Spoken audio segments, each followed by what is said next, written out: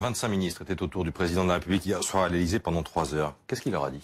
D'abord, il leur a dit ce qu'il allait annoncer. C'était pas du tout pour faire les derniers arbitrages. Les annonces, elles, sont prêtes. Il leur a dit dans le détail ce qu'il allait dire aux Français concrètement. Et il leur a dit aussi ce qu'il attendait d'eux. Il attend d'eux qu'ils fassent le service après-vente. Et que tout ça se passe sans couac, sans cafouillage. Souvenez-vous de ce qui s'était passé le 10 décembre. Personne n'était capable d'expliquer ce que voulait dire une augmentation de 100 € du SMIC, la prime d'activité. Tout ça était extrêmement compliqué. Donc, le service après-vente, sans couac. Et puis, il leur a dit autre chose. Toutes ces mesures, il va falloir les faire appliquer par l'administration.